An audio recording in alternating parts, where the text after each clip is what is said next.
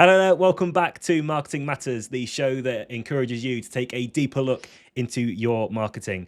I am joined today not by Ash, but by owner and director of PVS Media, a production company based in Grantham, media guru, and a very good friend of mine, Mr. Chris England. Thanks for having me. Chris. Thanks for having me, mate. It's a pleasure to have you here. Thanks. You're our first guest. Love that. So please, bear with us. I'm already impressed. Oh, I'm already impressed. Well, yeah. I mean, we saw you at an event once, and we got inspired to create a podcast because we saw you could do it, and thought, well, it can't be that hard. yeah. If I can do it, anyone exactly. can. I think. I mean, to be fair, I don't make our podcast. I do the bit that you're doing now, which is the fun bit, the sitting and someone else doing all the heavy lifting, which is basically what Ash does for you. Yeah. Cheers, Ash. Yeah. But yeah, so yeah, we were inspired by it, and we thought we had to get you on as our first guest. Thanks, mate. To come and have a chat. So for anyone that lives under a rock and doesn't know who you are, because you're at the opening of an envelope. Sure. So just give us a little bit of background to yourself, really, and to PVS. Okay. So thanks. Thanks for having me. So I own 50%. So I'm a part owner, 50% owner of PVS Media, with my good friend Matt.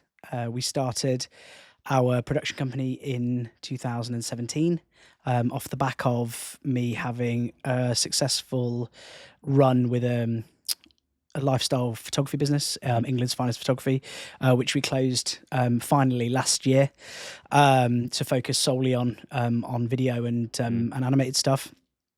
And the goal really at the time was I was tired of working in government. I'd worked in local government for about 8 years. I had a lovely time there. Fantastic people, South Stephen District Council, so local to here. But I'd run out of road, is what I would say. I couldn't go anywhere, and I felt a bit sort of penned in. And I thought, well, let's give it a whirl. And my dad said to me, he said, well, you only regret the things you don't do, which was a good bit of advice. And my wife said to me, well, the worst thing that can happen is you need to go and get a job, and you've got a skill set, you are, you can always fall back on journalism or marketing or whatever. I've been working in media for a long time. I could have gone and got a job if it had all fallen apart. Fast forward to now, 2025, and we're a thriving SME business.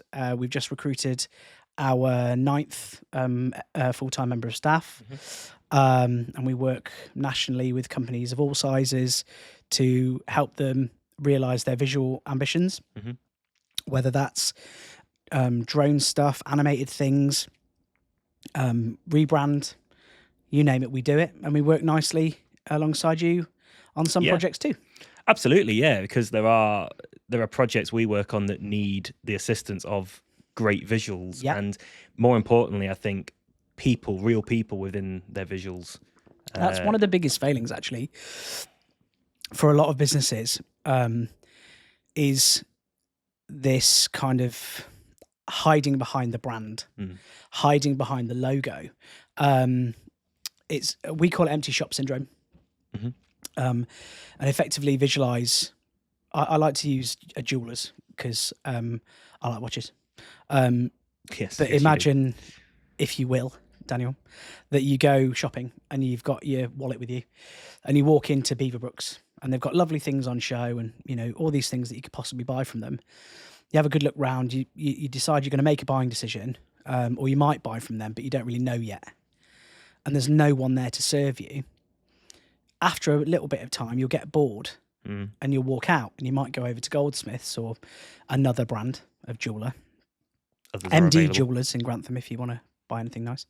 My friend James. So you're breaking the fourth wall already? That's me breaking the fourth wall.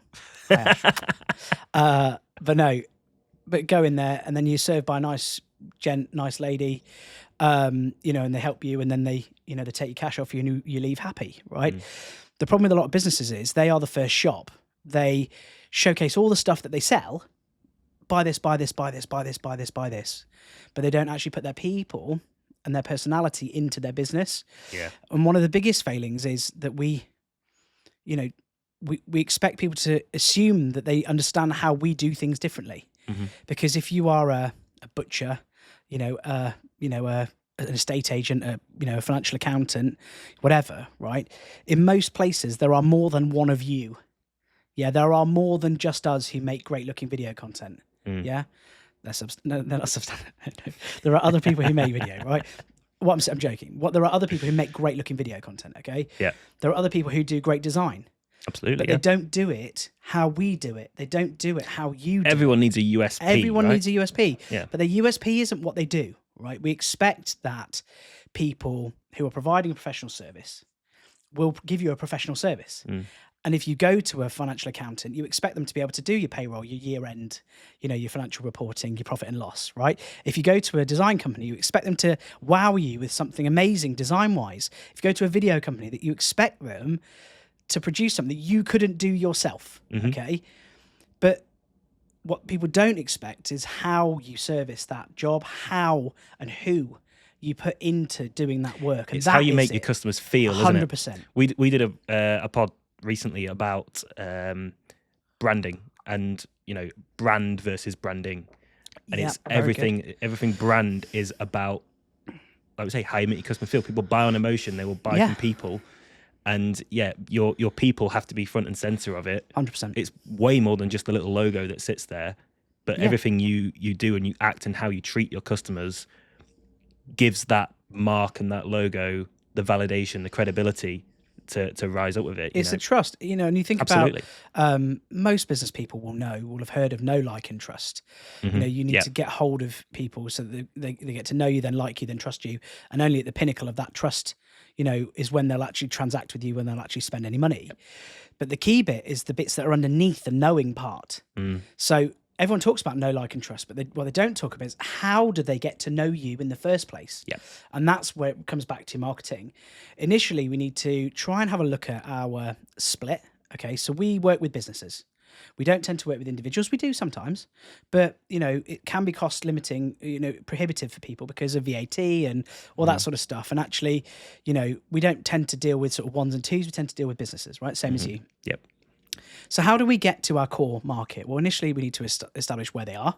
So we need to find them on the internet. Effectively, that's where everyone is hanging out. Yeah.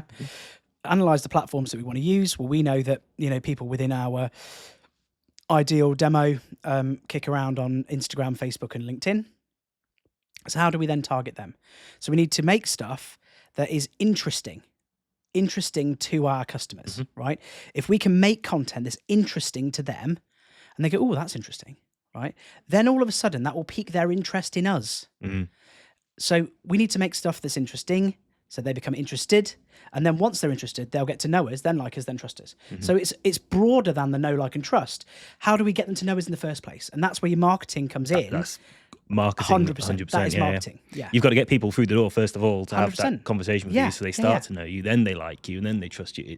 So yeah. But then the broader question is, once you've got them through the door, what are they going to learn? And I think one of the biggest failings, as I said, is this lack of people.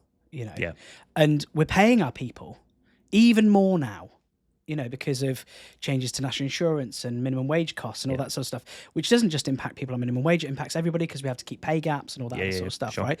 So people are inherently expensive, right? So, but they are our most valuable asset. Correct, yeah. I am, I'm good at what I do, but my team are great at it. They are great at it. I'm a good cameraman. I'm a good photographer. I'm actually a decent photographer, but I am a good quality, standard quality cameraman. But I employ people who are great at that. Yeah. And they produce incredible. I'm not a good editor.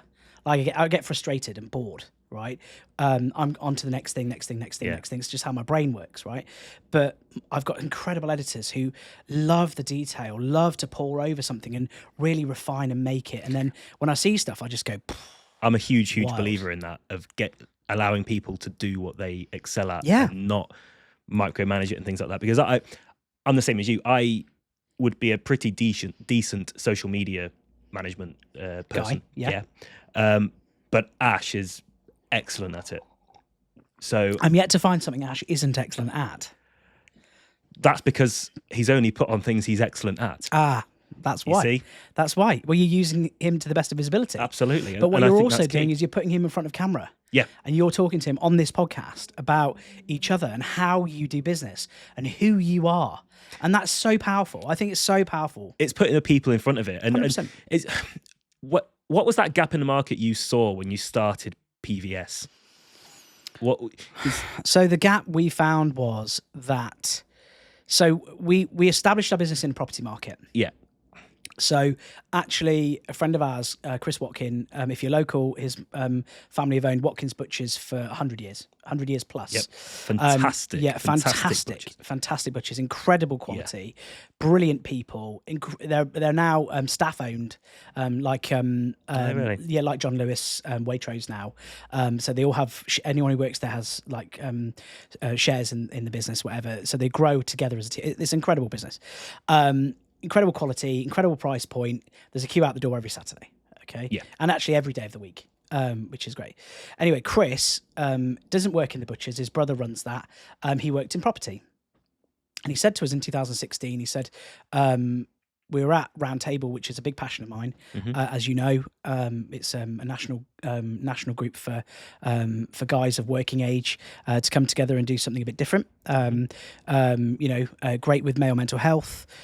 Great for just having something that's completely away from your work and family necessary. life and family life, so you can have a little bit breathe. Yeah. Fantastic. Everybody needs that. Everyone needs that, regardless high pressure. of age, regardless of sex, whatever. I think it really, really key, right? Women's Institute, same sort of job. There's other fantastic clubs, Rotary, Lions, all these brilliant clubs. Anyway, I was at Round Table and Chris said to me, he said, "Oh, you do a bit of filming, don't you?" I said, "Well, I focus on photography mainly, but I do some filming, yeah." He said, "I think video is going to be a big deal in the property industry." This was in like 2016. Okay. And I said, "Okay, what do you want to do?" He said, "Well, I'd like to go around the country and run some training to get people skilled up with mobile phones so they can do a bit of video content." And I went, "Okay, great." And he'd asked Matt as well. I didn't know Matt at that time, despite the fact we both went to school at the same school, but a couple of years apart, and we hadn't crossed over. He's a bit older than me, you can tell because he's grey. Right, okay.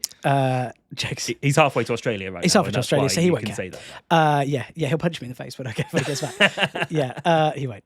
But yeah, no, I love him. We'll give you warning when this goes out. I love him dearly. But he, but yeah, so he put us both together, and he put Matt and I together actually on that training, and then we got on really well, and we had a really good time. And I thought, well, let's keep the bus rolling. Let's keep the train on the tracks. We decided to set up PBS Media. So it was Chris Watkin that really put the idea forward. 100%. Yeah, video is about to take off. Matt already had a production company and was called AM Media. So Matt had a little production company anyway, and was working with Young Journalist Academy, and was sort of, video was a thing. Yeah. I was doing some with Rocket exhibitions at the time, a bit with Viking. I'd done some stuff with some smaller local independent businesses as well. So I had done a load of video, and I was doing video content for local authority. That was my core job. It wasn't photography. Well, it was photography, but it had a big video lean in government, and so I was doing a lot of it, which I think is why I got to the end of my rope with editing, because I did so much of it. But anyway, so I was doing a lot of video anyway. And he basically put us together, yeah. So it's his fault, really. But these things happen, I think, in life, in business, where you sort of get that sort of serendipity, that sort of fate, whether you believe in it or not, or whatever. I'm a huge believer in karma. I think the more good you can do in the world, the more advice and support, and the better you can be as a human, it all comes back. I 100% believe. Yeah, you invest into people. Good things come back. I do everything I can to help people, not just in a business context, but with this podcast, for example, you lent on me to help with some of the gear, and I didn't charge you. I didn't do any of that stuff because I wanted you to be successful with it, and I want my friends and my colleagues to be successful. Well, it's interesting to say that, because we were at a local business networking event just last week at Grantham Business Club. And I was there. Yes, that's what I just said. We were sorry. there. We were there I thought together. You and Ash, not me and you. No, yeah, we were there. We were there. Yeah, us two. We're having yes, we were there. conversation. Yes, sorry. Yeah, we're there. Yeah. And all these things you kind of go around and talk about your business and things like that. But you made a real focus on just talking about video, not necessarily buy from me, just do video. Yeah, You sold video as a concept rather than yourself. Yeah, I don't feel like... I never really feel like I need to sell us. In the early stages, maybe. But I think if you get your split right, so standard marketing principle is like 80-20. 80-20 split of give and get. So 80% of the stuff you put into the world, marketing-wise, sales-wise, whatever, marketing is sales. Yeah. Let's be frank, okay? When people go, oh, we need to save money, we're going to cut the marketing budget, all you're doing is cut your leg off. Because marketing is sales. Without marketing, there is no sales. It's always the first thing people cut off as well. It's ridiculous. When we've had leaner times, we've actually doubled down on marketing budget. Yeah. Because the marketing is what leads the sales. So it's backward to cut your marketing budget. Invest more. The best business people I know nationally, when the market's poor, they market double as hard. Well, we saw it with COVID. Yeah. Businesses that took the easy way out of just closed, furlough and closed disappeared. Closed the doors and did nothing. Yeah. Yeah. Versus the businesses that said, right, well, I'm going to tackle this head on. We did everything we could to be as visible as we physically could during that period. Yeah. Because we knew that we were absolutely hammered by COVID. We were on the list of businesses that must close. Yeah. We were told we had to close our studio doors. We couldn't network, and creative people who can't be with other creative people, it's like horrendous. It's the worst because you need that. You feed off each other's buzzy, vibey. Oh, what if we try that? Let's try that. Tweak that. Let's change that. And the immediacy of being able to do stuff and change things. We were really hammered. We lost so much money, like an unbelievable amount. And we were caught in that, Matt and I were caught in that weird gap where we couldn't be furloughed because we weren't employed. We were directors of a business and we got no support. And I think we were able to, I'd still got my photography business running and Matt had got AM Media running. I think we were able to cobble together enough. I think I was able to get about £1,800 for 3 months, which didn't even cover the mortgage. Yeah. We did everything. I declared my car off the road. I sawned it effectively, so I didn't have to pay the road tax. We took a mortgage holiday. We took a holiday from all sorts of other stuff. We paid all our suppliers in the business because we felt that was the right thing to do. And we just basically set about trying to make as much money as we could here and there, like 30 quid here, 100 quid there, like taking any job we could that was visual and creative. And we managed to get through. But the flip side of that, it's not a woe is me, right? We did what a lot of businesses owners could do. We were fortunate we were able to muddle through. But what came out of the back of COVID was this appetite for visuals. Well, I was about to say, because it felt to me that COVID accelerated the world of marketing and particularly visual marketing. Yeah. By about 10 years. 10 years and 10 months is what we've sort of surmised. Yeah. And that, for me, I always thought when we came out of it that your business was going to thrive. Why do you think there's been such a rise in video, and what kind of accelerated it during that time? So there's a couple of reasons. One, I think that the necessity of video content in terms of Zoom, Teams, Google Meet, FaceTime, WhatsApp video calling, Messenger video calling, whatever. It was the only way that we could communicate. We all became used to it, right? Yeah, it was the only thing we could do. Like, I mentioned Roundtable before. I was the chairman that year and a half. I ended up doing a year and a half because I was hampered by not being able to go anywhere because it's supposed to be a 1-year gig. And I was trying to keep a club running, but actually that gave me a focus. It gave me something to focus my energy on, and I redesigned the website and I got a load of stuff up to date and did a load of recruitment. I made a bit of video content for it and all sorts of other stuff. And it actually has propelled that club forward. I didn't do it alone, but I was able to give a lot of attention and time that other chairmen don't get the opportunity to do because they don't have the time. But the only way we could meet, the only way I could see my family and my friends was on Zoom. I remember, New Year's Eve on Zoom. quiz nights. Oh, the quiz nights. Yeah, the quiz nights. But we did all sorts. I mean, I ran a cocktail night. Everyone went out and bought their own cocktail stuff. Amazing. I ran a beer tasting, a gin tasting, cheese and wine night. And what I would do is I would go to and I actually got. It's quite a fun story. So the first time was a cider night, and we decided we were going to do these. Roundtable is not a drinking club. Let me put that out there. It just happens to be that we contrary to some belief, opinion, but we do like to drink. So anyway, so we went. I said to the lads, right, we're going to do a cider tasting night. So what I did was I went to Asda, and I bought all the cider, right? So I got a trolley full of cider, on the basis that I was going to bag it all up with some scorecards, socially distanced drop off at the end of my driveway in carrier bags. My youngest daughter helped me bag it all up and stuff. We did socially distanced drop off at the end of my driveway, and people would I had a little tub with the money. People would leave the money in the tub. They'd step back. I'd put the bag down. They'd get the cider, and then do the exchange or whatever. Anyway, so I was going around Asda, and I got a trolley full of stuff, and the security guard started following me. Started having a little look, and then it's following me about. I'm thinking, I'm dressed reasonably smartly. I'm not wearing a balaclava or anything. I'm not going to run off with a trolley full of cider. Anyway, I was going to the checkout, and the security guard came over and said, "There's a lot of cider here." I went, "Yeah," and he said, "What are you going to do with it?" I said, "Well, I planned on drinking some of it." I said, "What's it to you?" Do you know what I mean? And she said, "Well, legally, you're not allowed to have any parties right now." I'm like, I know the rules. We're all following the law, or whatever. What are you going to do with all the cider? I said, "Well, me and some friends, we're going to get together on Zoom, and we're going to do a virtual cider tasting and whatever." And do you know what her response was? It was like, "Why would you do that?" I was like, "What else am I doing?" Nothing. I've got to stay in my house. I can't go to the pub. I mean, You know what I mean? Ash said on a podcast recently that during COVID he was sat in his boxers. Yeah. So Yeah.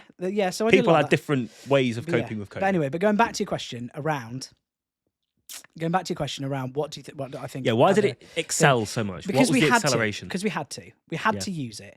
And one of the biggest problems that we'd faced in the early stages of our business about video content was this fear that people had of being on camera, the fear of getting in front of lens. Absolutely, and this kind of caveman Neanderthal part of our brain that stops us from doing things that feel inherently dangerous. And getting in front of camera gives people that fear, that public speaking fear, that thing, that unknown. Or what if people say something negative? What if people are horrible online? Well, all that other stuff, right? We've grown up in the social media era, really, of that taking off and all the. I say grown up. I was grown up when social media started. I know I look youthful. You just look so youthful. Yeah, you can see the grey in my beard now. But 2007, Facebook came to the UK. I was working. Then I was in my early 20s. So, but it's still that, I think social media becoming so prevalent in everyday use and life, it has given the vehicle for such negativity and comments and things like that to start coming out. It has, but I think it's so rare. We're not celebrities. No. If you put yourself properly into the public domain, and you're a celebrity or whatever, you might take a bit of flack. But in real terms, in the early stages, we had before we did our podcast, which you've been a guest on, Ash has been a guest on. I've been on twice now.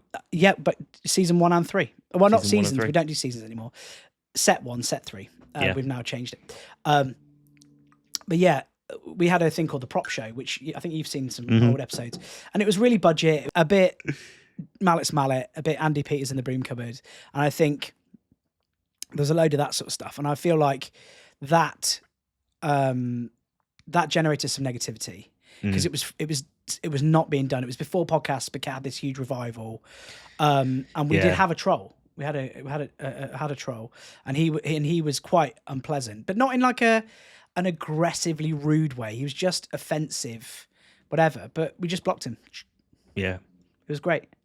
See you later. Gone. And this is what I'm saying. This is what I always say to people, because we obviously run a lot of video training. We do loads of that nationwide. I've got a couple of courses that are open at the minute for property people, and because we do a lot of property-based stuff. We've got a couple of courses we're running in London and online.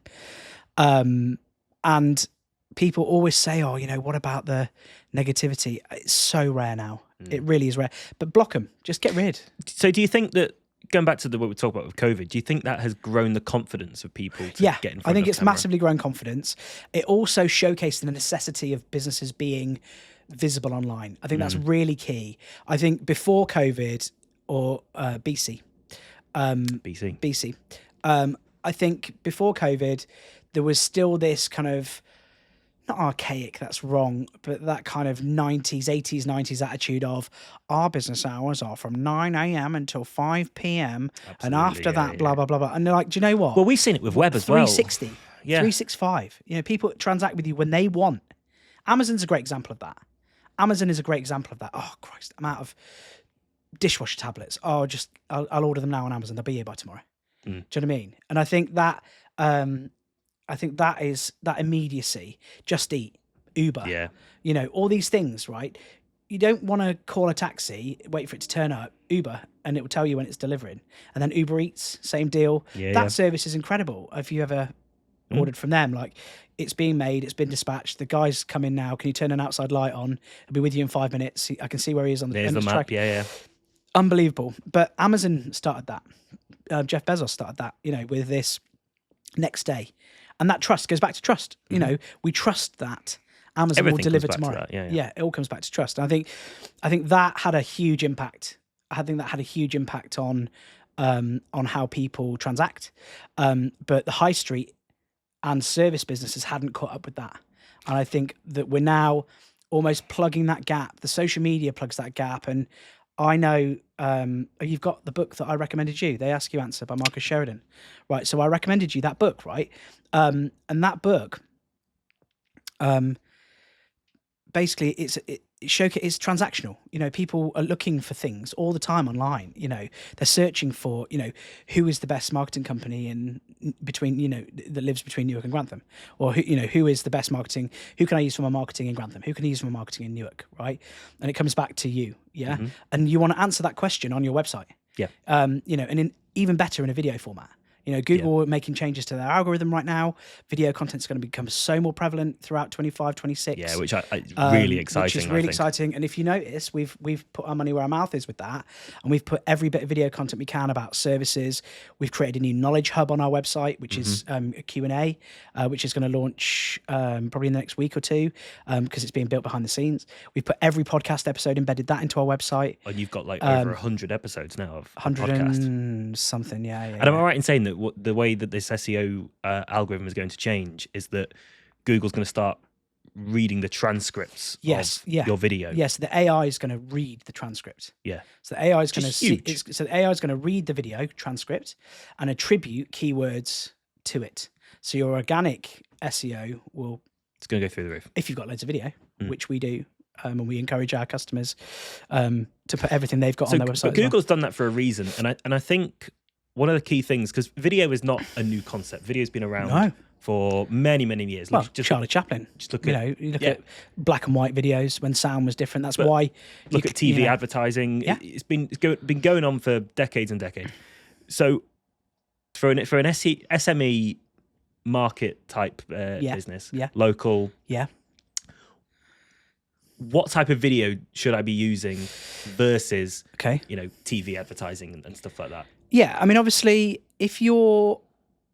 what I would say to you initially is, don't pay me. Don't. It's a bold claim to come on camera and say, please, I would say, guys, do not pay me money. No, because there is no need in the early stages of your business growth, development, to actually part with cash. You want to get yourself your mobile phone, which is connected to the internet, and initially start doing some stuff with this, okay?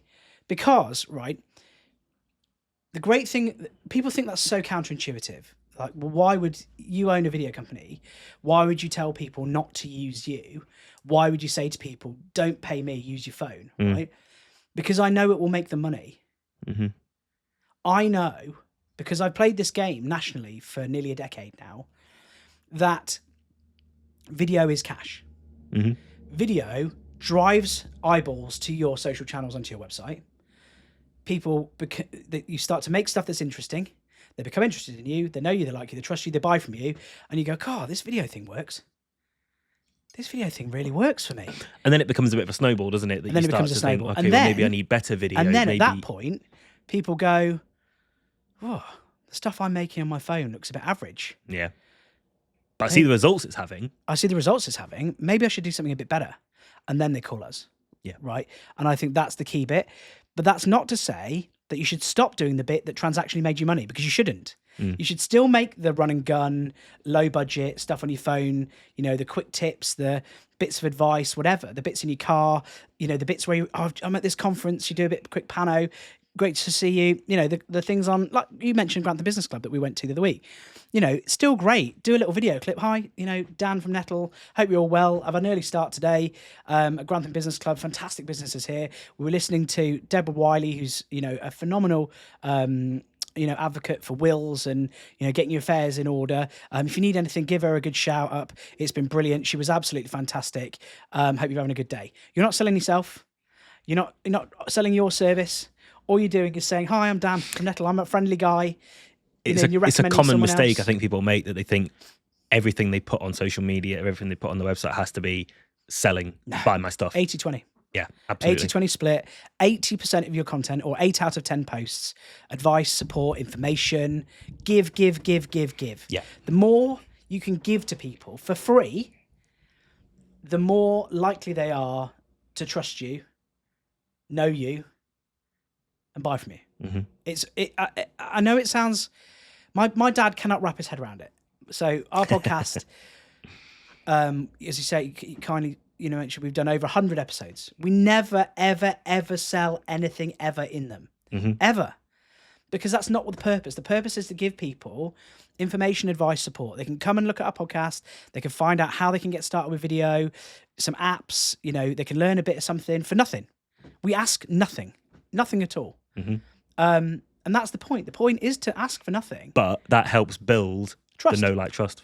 They It's all start to about like trust. you It's because all they about get trust. to see you and Matt Yeah. and you and others have a little bit of a Yeah. chat, a bit of a laugh, and they start to trust you because you're giving such great information out. People will only do business with people they like. Absolutely, yeah. They like. The trust bit, yes. Yeah. Trust that the service is going to be good, the output's going to be right, whatever, right? They would trust that that's happening. But if they like you, it's Jordan Belfort, Wolf of Wall Street. Like him or loathe him, his straight line selling technique, he has a thing called the 3 10s. And, you know, it's, you know, do they know you? Or do they trust your business? Do they trust your brand? Do they trust you? You know, and it's the 3 levels of trust. And where are you on the 10s? And they will only do business with you at the 10s, right? And they might do business with you around 8 or 9 if the other ones are high up, right? But the key bits are that you need to be trustworthy, and they need to know you, right? And this is where so many businesses fall over. You know, they think of video content as this kind of other thing. Yeah, it's just advertising, but it's done in a way that isn't advertising. It's done in a way that's engaging. It's, you know, thought-provoking sometimes, you know, and it's giving advice and information and support. And I think crucially putting yourself in front of people. You're putting the people that you want your customers to deal with, you and your staff, in front. So people start to get that feeling already that they know you a little bit. Because the human brain can't differentiate between seeing you on screen and seeing you in real life. Yeah. So automatically, if you put video content out there, when you go to meet that person, they already feel like they know you a bit. Yeah, people think that's a load of rubbish, but you think about Holly Willoughby, Stacey Solomon, Andy Peters, Ant and Dec. Yeah. Right? You know, if you met them in a pub somewhere, you'd be able to have a conversation with them. Yeah. Because you would feel like you've seen them so frequently on television that you have a feeling towards how they would be in real life. Yeah. And therefore would be able to reference something they've done. Oh, I love Saturday Night Takeaway, and I really, really appreciate it. Weirdly, my wife actually was in Newcastle when Biker Grove was a big deal, and once woke up in Ant's house. Nothing untoward had happened, but she got drunk and ended up on his sofa, and his Ant's mum made her a cup of tea. So it's a whole story. Amazing. It's great, right? But you'd be able to have a good conversation with Holly Willoughby, Stacey Solomon, you know, whatever, because you feel like you know them because you have this affinity. Same deal for a business person putting themselves on video. I have it. It's lovely when it happens. Like, I love it when people come up to me and they sort of look at you a bit funny and they go, "I've seen your podcast," and I had one guy who thanked me for being at an event. "Oh, it's great to see people like you here," and I'm like, "Cheers." Oh, that's just feeding your ego. I know, but it was great. But I was like so grateful. I was so grateful. I was like, I'm always so grateful when people say to me, "Oh, I saw that episode of the podcast. It was great." Whatever. I just feel like, yes, someone's watched it. You know, someone's had value from that. And it's the value you're giving. Oh, yeah, because I you know, look, we can only control the controllables, as my friend Stephen Brown says. Stephen Brown, great business coach, says you can only control the controllables, right? You can control what you do, how you are with people, you know, how you interact in a business context, whatever. You can only control the things that are in your sphere, right?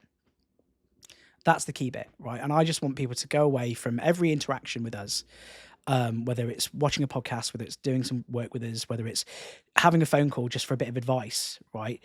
I just want people to always go away thinking, "Oh, they were nice." You know, people do not value nice enough. Like, I've built a whole career on just being nice. Like, you know, I'm not an angry man. I'm not a shouty, sweary. Well, occasionally swear, obviously, but I'm not like an angry sort of human, right? I'm just not. You know, I'm not. You have a very warm vibe and aura. Yeah, I think so. And but you know, my grandma was a huge influence on my life. She passed away a couple of years ago, and she was exactly the same. And my mum said something really lovely to me the other day. She said, "Oh, you are so much like your grandmother." And I thought that is the nicest thing anyone could say to me, because she was just kind. She was kind and she was nice. And in business, I feel like those things are hugely undervalued. I think so. You know, it's all about, you know, trying to get onto the next thing and how to, you know, to climb the ladder and whatever. I'm like, I don't care. Like, I just want to do a really great job. I want to do it with really great people. And I want people to come away from every transaction with us, whether it's a personal one, whether it's a business one, thinking, God, they were nice. They were easy to deal with. You know, I'll use them again. Yeah. And that's how we built how our you make business. people feel. Yeah, 100%. Everything is about feel. how you make people but feel. The trust is there. Our retention of customer is 98%. Yeah. You know, and the 2% of people who are no longer operating. And that's the most important. I think people get lost in looking for the next sale all the time, the next person. Yeah, look after the people you've got. Yeah. You look after the people you've got. Because you've already won with them. They've already bought from you. They already know you. They already like you. They already trust you. They're more likely to buy from you again. I had a call with a guy this morning who used us 2 or 3 years ago. He's moved companies. They've got a video project, and he was like, "I thought of you straight away." Do you know what I mean? And that's great. That's the legacy you want. You know, that's the legacy you need for your business. And your marketing needs to follow that. Yeah. You know, you want people to get to know you properly, understand your values, understand your business, because then the buying process is so easy. Do you know what the last conversation I ever have is? Price. It's and do you know what it usually is? "Oh, thanks so much, Chris. Oh, by the way, how much is it?" And it's always that, like, "Oh, just out of interest, how much is it going to cost me?" It's never the first conversation. It's always the last thing that people ask after we've gone through all the process. We talk about all these things, and you tell them, "Don't buy from me, do it yourself." No, but what I mean is, like, I want people to see the value. Yeah. And I think you can do so much yourself now. Some great stuff. You know, there's some incredible microphones that you can get for nothing, 30 odd quid. These Boya mics. We're not sponsored by them. We just found them on Amazon. They're great. Clip into your phone. Brilliant. You know, 35 quid a set. We've used them as well. They're great. They're absolutely brilliant. They're great. You can get loads of low cost tech now. You know, your tripods, they're like 5 quid, right? So 15. Yeah. Come on. But no, so you got, but you can get so much stuff now. I'm joking. Yeah. We can get stuff for really low cost, right? And have a go at it. Look, if it's not for you, fine, but at least try it. Yeah. You know, there's a reason why social media influencers are making millions online. There's a reason why people are making huge sums of money out of TikTok video. There's a reason why TikTok has excelled short massively. form video content massive, right? Lean in. Yeah. So what are your top 3 tips then for someone that's just getting started with it, that hasn't put themselves in front of video before? They're not quite at the level where they need to engage with a professional production company. Yep. What are your top 3 tips for them of getting themselves started? My top 3 tips are: 1, don't underestimate the value of sound. Yep. Sound for me is more important than visual. People will forgive a wobbly shot. They won't forgive bad audio. They'll just turn off. Think about your W's. Who is it for? Yep. Where are you going to put it? When are you going to post it? Why are you doing it? What is your motivation? And what do you want your customers to do? Or, if you want them to call you, put a phone number in. If you want them to email you, put an email address in. Don't just think that they'll find it. Yeah. People are time poor, and inherently people are a bit lazy. Oh, we're massively People want to be lazy. spoon-fed things now. You don't want to go hunting for if it's not easy, people won't do it. Well, people won't do it. I always go back to the COVID thing, but we started to use TikTok. TikTok was something that went massive in COVID. Yeah. So we all got used to watching rather than reading. Yeah. So blog posts, no one reads them anymore. No. But they'll watch video. They will. So yeah, I think, but that's really key. Make it easy. Yeah. If you want them to transact with you, put a QR code in, or put a web address in, or put an email address in. Think about a buying process. Really good example for that. I'm wearing a top today. It's from a company called Druids. I came across them on Instagram. I got an advert served up to me. I clicked through because it was a great deal. Clicked through to the advert. It's like, oh, that's really reasonable. Buy now. Done. Done. 4 clicks, and I'd bought the first time I bought from them. 4 clicks, and I bought a top. And I was like blown away. And I thought I'll try them, see if it's any good. The quality of the stuff is wicked, so I've bought loads. So I was really blown away by that. So yeah, make it easy. And the third thing, my third tip is don't be afraid. Don't be afraid of doing it and it not working out straight away. Don't be afraid of trying something and it not working. Don't be afraid of doing a few and being consistent. And don't be afraid of someone saying something negative, because to be honest, it's very rare. And if they do, just block them. I think it's really key. Just try it. Honestly, I've worked with companies who have made so much revenue from it, and then they've started doing most of it themselves. I've got a great client in Fife, and he uses us about twice a year. He came on some training in 2019. A guy called Jim Parker. He owns a company called Fife Properties. He's brilliant, lovely human. He has 5x'd his business, 5x'd his sales business just by leveraging video content. 5x'd it. And the impact that makes on your brand and everything huge. like that is it's incredible. Massive. It is massive. And for anyone listening to this podcast or watching it, just give it a go. A bit like when I gave up my job, my real job, my government job, and people thought I was absolutely crazy. What? You're going to go and set up a video company and give up a government job? What is wrong with you? Like, you've got a job for life. And I was like, yeah, but you don't know until you try, right? And I think that's the key bit. Like, you don't know until you try. So now you're giving it the old, you all laughed at me. Nah. I'm grateful. I'm grateful to the time I had there. The people, who work in local government, that often massively undervalued, and they do a really difficult job. Often they don't get paid loads. Like the pay structures are okay. There's a lot of misconceptions. There's a load of misconception, and they get thrown a lot of shade. And actually, they're just good people trying to do a good job. Yeah. And I wish them all the very, very best. I loved my time there, but it was just my time to move on. And you've gone on to do such amazing things. I mean, maybe one day, but look, we just love what we do. Yeah. It's a bit I think like that's you. key, isn't it? I think anyone in business has to love what they do. Well, I never feel like I'm working. Yeah. It's great, and I work a lot, like a lot. But because I love it, and because my team, whatever, and we've got incredible people. Like, it is all them. Like, it is all them. I just love it. And I think if you never feel, what was that old adage? if you love what you do, You'll never work a day you'll in never life, work yeah. a day in your life. And I think that's so true for my business. Matt and I love it so much that never really feels like working. We get to hang out with great people, do cool stuff. And it's just fab, man. Yeah. I love it. Chris, thanks so much, mate. Mate, you're welcome. Thanks for coming on. That was Marketing Matters with Chris England. A very long chat there. We hope you got lots of value from it. And if there's anyone that you think would benefit from having a listen to us, please do recommend it. Until next time, bye for now.